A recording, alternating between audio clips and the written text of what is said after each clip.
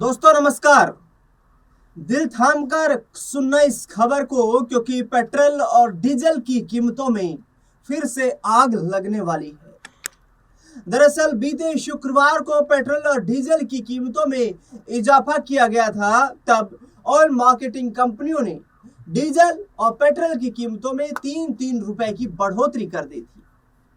लेकिन आने वाले समय में अभी घरेलू जो डीजल और पेट्रोल की कीमतें हैं, उससे जो नुकसान हो रहा है वो लगातार कंपनियों को प्रभावित कर रहा है और आगामी वक्त में फिर से इजाफा होने के संकेत मिल रहे हैं। रिपोर्ट्स के अनुसार पेट्रोल और डीजल के रेट कम से कम 10 रुपए तक और बढ़ाए जा सकते हैं। ऑयल मार्केटिंग कंपनियों की तरफ से पेट्रोल और डीजल के दाम में बढ़ोतरी अगले 2 से 3 हफ्तों में देखी जा सकती है। पेट्रोल और डीजल की कीमतों में हुए इजाफे, घरेलू सिलेंडर का दाम बढ़ने और दूध की कीमतों में कई बढ़ोतरी की वजह से खुदरा महंगाई आने वाले महीने में 0.42% तक बढ़ सकती है। अर्थशास्त्रियों ने यह भी चिंता जताई है कि भारत में आगामी वक्त में खुदरा वस्तुओं की कीमतों में भी इजाफा देखने को मिल सकता है। 10-10 रुपए महंगा होगा डीजल पेट्रोल का रेट। हिंदुस्तान में प्रकाशित एमके ग्लोबल ने अपनी रिपोर्ट में कहा कि मौजूदा घाटे को व्यवस्थित करने के लिए आगामी वक्त में पेट्रोल और डीजल की कीमतों में 10-10 रुपए का इजाफा होना संभावित नजर आ रहा है। रिपोर्ट में कहा गया कि यह बढ़ोतरी या तो एक बार में हो सकती है या फिर 2 से 3 हफ्तों में भी हो सकती है। यदि ऐसा हुआ तो इसका असर सीधे आम लोगों की जिंदगी को प्रभावित करेगा, जो भारत में घरेलू आर्थिक संकट की स्थिति भी पैदा कर सकता है।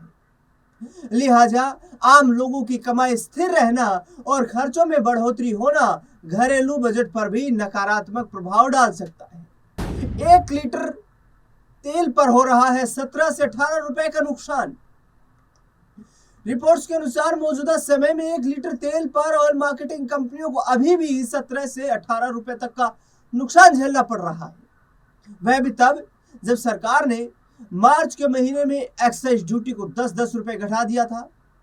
बता दें, कीमतों में इजाफा न होने की वजह से तेल कंपनियों को इस तिमाही में 57,000 करोड़ रुपए से 58,000 करोड़ रुपए तक का नुकसान झेलना पड़ सकता है। भारत सरकार इस ऊर्जा संकट को देखते हुए तेल की खपत की कटौती वाले संसाधनों के विकल्प तलाशने के लिए लोगों से अपील कर रही है। प्रधानमंत्री इस ऊर्जा संकट को बड़ा खतरा तक बता चुके हैं।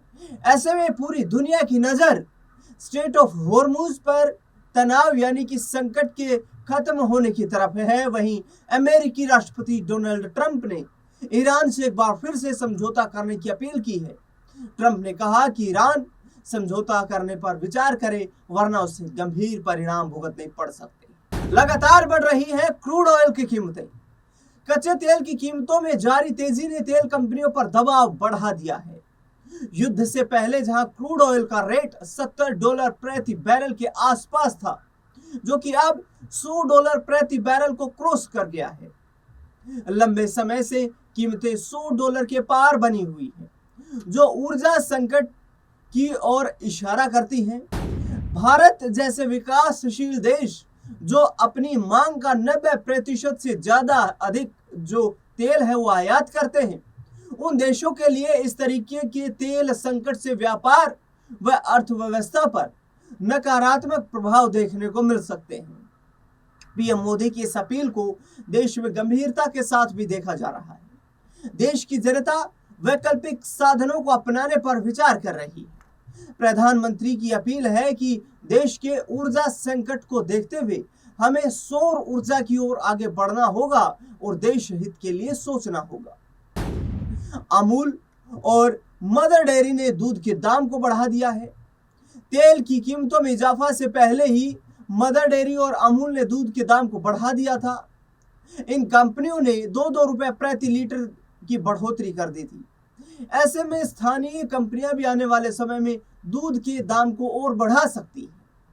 पशुओं के चारे में बढ़ती लागत, पैकेजिंग सामग्री और पेट्रोल डीजल की वजह से ट्रांसपोर्टेशन खर्च बढ़ने के कारण कंपनियों ने यह बड़ा कदम उठाया है। कंपनियों का दावा है कि इस बढ़ोतरी का एक बड़ा हिस्सा सीधे किसानों के कल्याण के लिए किया जाएगा ताकि वे पशुपालन को जारी रख सके। अब आम आदमी पर यह बोझ बढ़ रहा है। पेट्रोल डीजल से लेकर दूध तक कीमतों में इजाफा हो जाने से आम आदमी के ऊपर बोझ बढ़ रहा है। तेल की कीमतों में बढ़ोतरी का असर अन्य सेक्टर्स पर भी पड़ता है। यहां भी कीमतों में इजाफा जल्द देखने को मिल सकता है। बढ़ती महंगाई ने आम आदमी की मासिक बचत और घर का बजट पूरी तरह बिगाड़ दिया है। रसोई गैस सिलेंडर, पेट्रोल डीजल के दामों में उछाल, खाद्य तेल व रोजमर्रा की चीजों की कीमतों में मध्यम वर्ग और गरीब वर्ग की जेब पर भारी बोझ डाल दिया है। सब्जियों, दालों, आटे व खाद्य तेलों की कीमतों में लगातार हो रहे उतार चढ़ाव ने आम परिवार की रसोई का मासिक खर्च बढ़ा दिया है। ईंधन के दामों में हुई बढ़ोतरी का सीधा असर माल ढुलाई पर पड़ता है, जिसके कारण अन्य जरूरी चीजों के भाव भी बढ़ जाते हैं। आय यानी कि सैलरी स्थिर रहने या सीमित वृद्धि होने के कारण चीजों के दाम बढ़ने से आम जनता की खरीदने की क्षमता यानी कि परचेजिंग पावर कम हो गई। अब देखना बेहद दिलचस्प होगा आने वाले वक्त में आखिरकार ये महंगाई का जो बम फटा है, इसका भारतीय अर्थव्यवस्था पर किस तरीके से प्रभाव देखने को मिलता है। प्रधानमंत्री की अपील के साथ ही ये सवाल भी लगातार उठ रहे हैं कि आखिरकार जिस तरीके से प्रधानमंत्री ने अपील की है कि सार्वजनिक वाहनों का ज्यादा से ज्यादा आप इस्तेमाल करें, पेट्रोल डीजल से चलने वाले व्हीकल्स का गैर जरूरी इस्तेमाल ना करें, सरकारी दफ्तरों, सरकारी सेवाओं में भी इसके जो कई यहाँ पर परिणाम देखने को मिल रहे हैं। वर्क फ्रॉम होम पर जोर दिया जा रहा है। ई मीटिंग्स यानी कि डिजिटल तरीके से मीटिंग्स करने के अधिकारियों को आदेश दिए जा रहे हैं, जिससे कि सरकार को चलाने के लिए जो महत्वपूर्ण बैठकें होती हैं उनका डिजिटल तरीके से ही विचारों का आदान प्रदान किया जा सके और एक जगह से दूसरी जगह पर जाने के लिए अनावश्यक खर्चों को कम किया जा सके। कई राज्यों के मुख्यमंत्रियों ने अपने काफिलों में कटौती कर दी है। प्रधानमंत्री के काफिले में भी कटौती कर दी गई है। सरकारी दफ्तरों के अधिकारियों को ये निर्देश दिए गए हैं कि गैर जरूरी यदि आवश्यक ना हो तो साधनों का इस्तेमाल कम करें। आम लोगों से अपील की जा रही है कि निजी साधनों की बजाय सार्वजनिक यातायात के साधनों का इस्तेमाल किया जाए। इसके साथ ही प्रधानमंत्री ने कहा कि कार पूलिंग करें, अपने निजी काम के लिए सिर्फ अकेले वाहन लेकर ना निकलें, यदि बहुत जरूरी हो वाहन लेकर निकलना तो कार पूलिंग जैसी तकनीक को अपनाएं, कार पूलिंग जैसे तरीकों को अपनाएं, जिससे कि देश में जो संकट आ रहा है इसको टाला जा सके। प्रधानमंत्री नरेंद्र मोदी ने यूएस और ईरान के बीच जो युद्ध चल रहा है उसको लेकर भी गंभीर चिंता व्यक्त की है। प्रधानमंत्री का कहना है कि ये सिर्फ भारत ही नहीं बल्कि वैश्विक अर्थव्यवस्था के लिए एक बड़ा संकट है।